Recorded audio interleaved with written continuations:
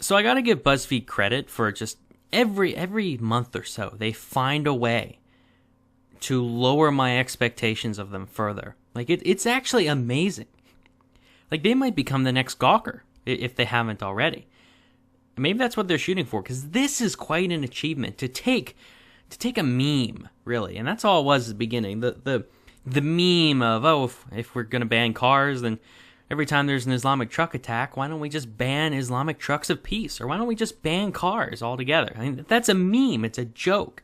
Because it's so stupid that I'm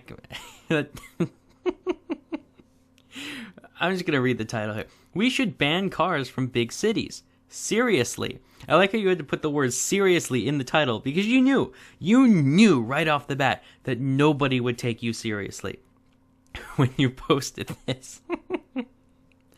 This is by Jessie Singer. She's talking about banning cars from big cities. Now, before we go any further, you gotta look at this. At the very bottom, you know how they give a bio of the writer.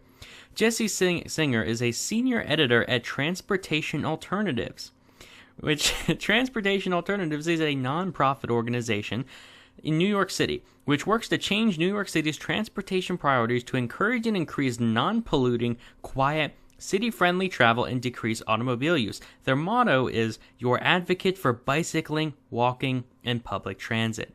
So, this isn't biased.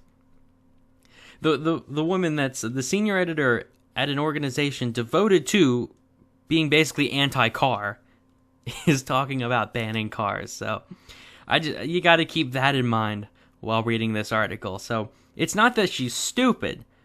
It's just that she's incredibly biased. So if you aren't aware, this article is in reference to the attack in Manhattan, where an ISIS member drove a truck through Manhattan, a Home Depot truck, and ran over a bunch of people. Killed some people, injured a bunch more. So this is one of the many reactions to all that. So she starts out with, in the coming days, politicians will try to convince you that what happened on the West Side Highway in Manhattan this week was an issue of terrorism, immigration, or religion. Well, he was a terrorist. He was proudly a member of ISIS. He did immigrate here on a green card, and ISIS is a religious organization. So yes, it's all three of those. But just like the plague of mass shootings is a gun problem, the thousands of people killed by cars as they walk our streets every year is a car problem. No.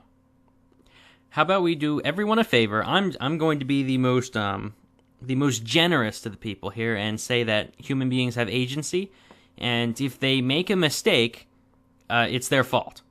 If it was not a mistake, still their fault, but it was a mistake. If they do something intentionally, then it's definitely their fault. They have the moral agency to make the decision to or not to drive a truck through a busy city and hit a bunch of people. It's not the car's fault. It's the person driving the car. I can't believe I have to say this.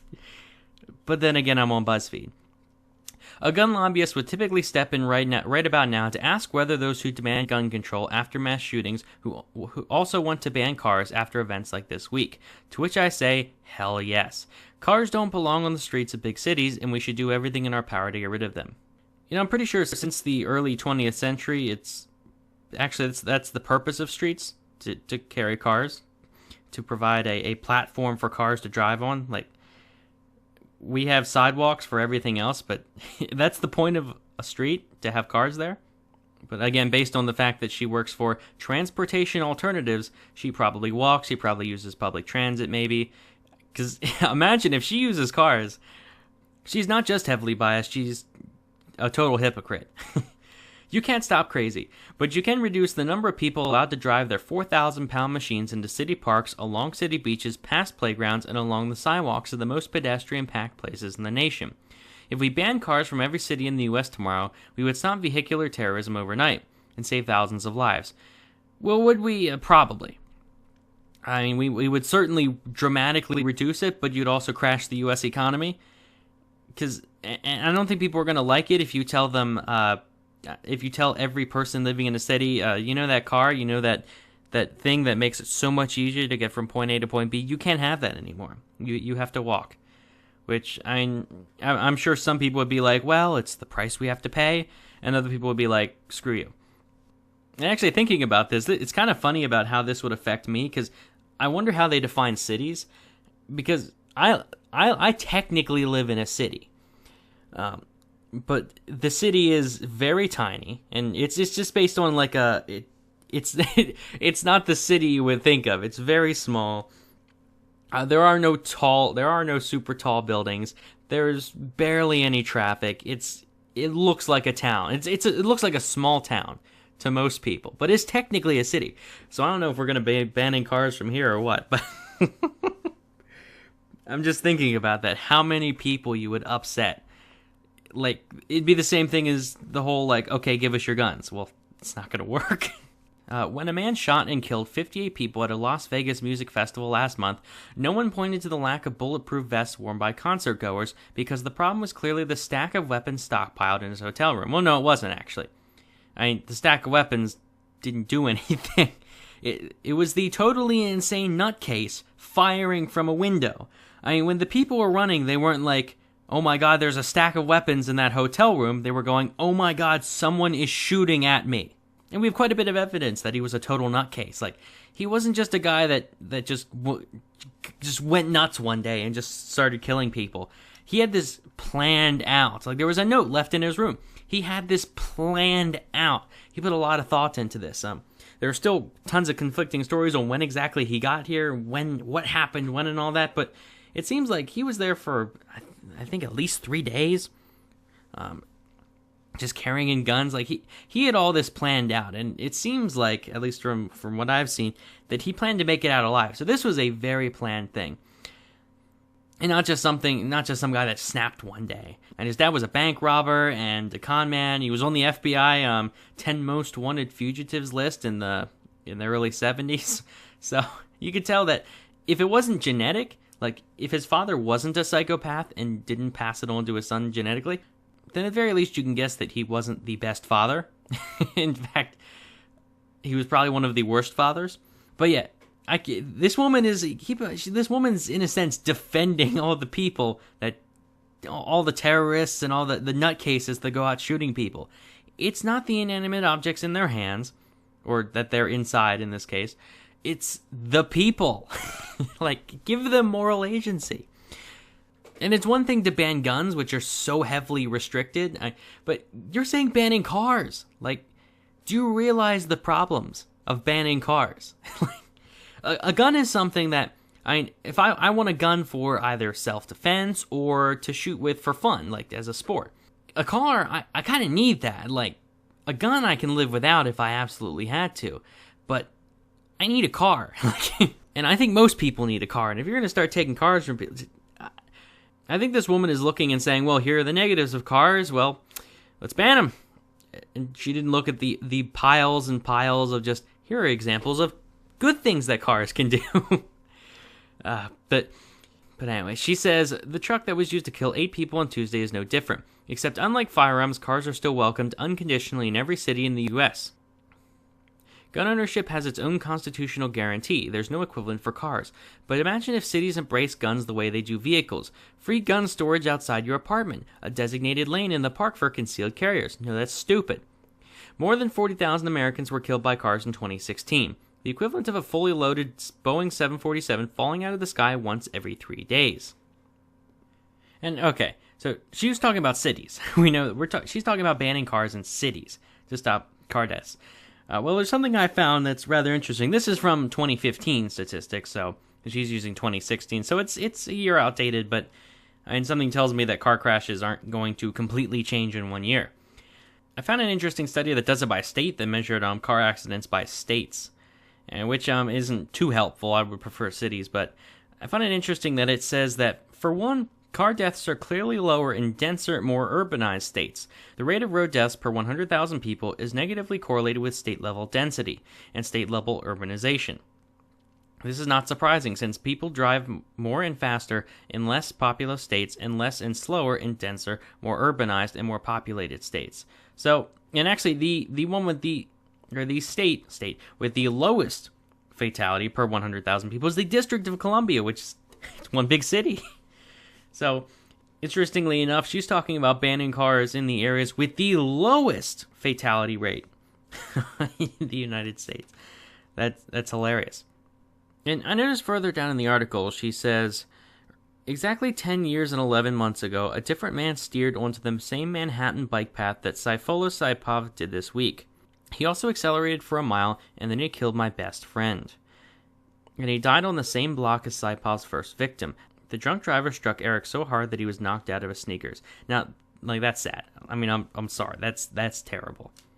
A drunk driver killed her best friend. That's like that actually like shocked me when I read it. I'm like, oh. But as sad as that is, I mean, he was killed by a drunk driver. So at least now we have a motive for why she joined this organization. She clearly hates cars, and I mean, not rightfully so. I mean, I can understand why she does, but she's blaming it on the car and not the drunk driver. In fact, I'm starting to think that she's just basing it entirely off of this, that this happened, she feels terrible, and it's been her life ever since to ban cars. I don't know. As awful as that is, that's anecdotal. I mean, she's talking about banning cars in cities.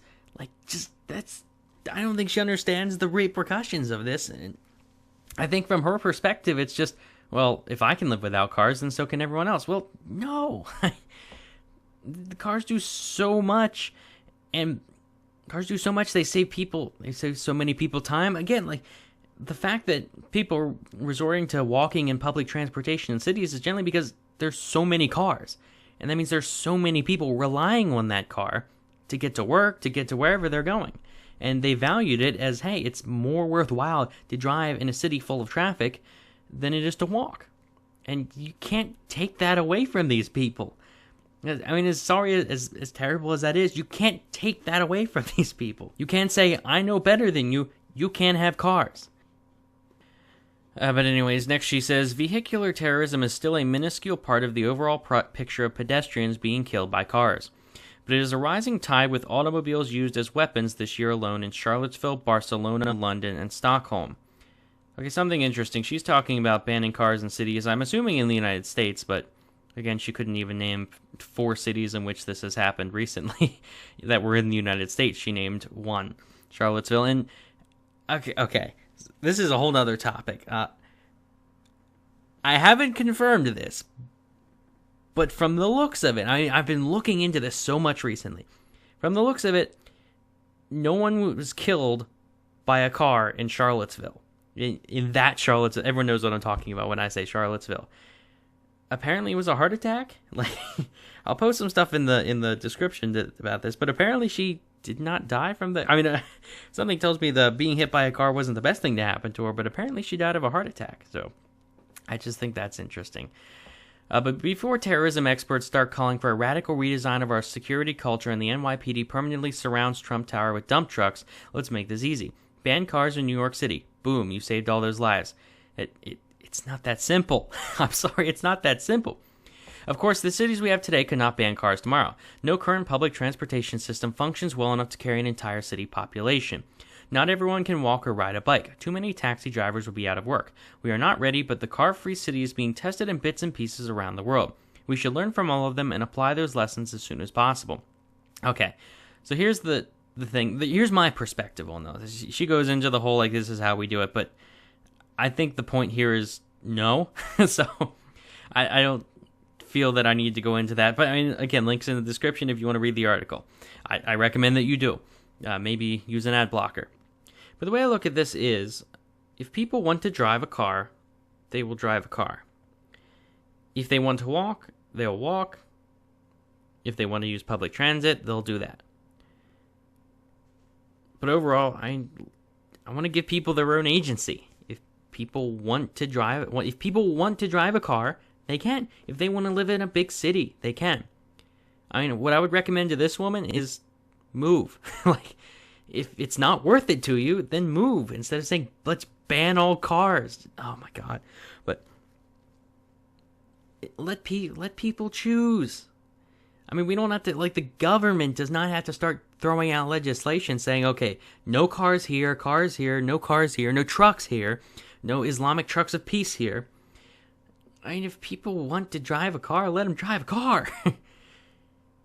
If you don't want them driving cars, then offer something better. Say, here's a better option then I recommend that you choose, not here's a better option that you have to use, that the government should adopt. Because it looks like she's assuming legislation here. But it's all down to that. Just let people choose. I mean, the fact that people are still driving cars in these big cities shows me that it's worth it. That all the crazy traffic is worth it to a lot of people. And the nice thing is it kind of evens itself out, because the more traffic you're going to get, the more people are going to say, well, it's not really worth driving a car. So they're not going to drive a car. So the traffic won't just keep getting worse and worse. It will even itself out right at that point where you have just enough people that say, okay, well, it's worth it to me, and other people that'll say, well, it's not worth it to me, so that'll lower traffic. It's a nice equilibrium there. But let people choose. And that's the point of this to me. That's the point of this. I want to say the comments have made me feel a lot better, because there are a lot of people pushing back saying, no, this isn't dumb. Like, we should ban cars. I don't know if they're just trying to defend, or like, I don't know, trying to defend her and they actually agree or what. But at least all the main comments seem to be saying this is stupid. And I agree. But there's not much to it here. Again, link to the original articles in the description. Sources are in the description. Like the video if you enjoyed. Subscribe. Helps me out a lot. Subscription is great. Follow me on social media if you want. Especially Minds and Gab. Those are great. And thanks for watching.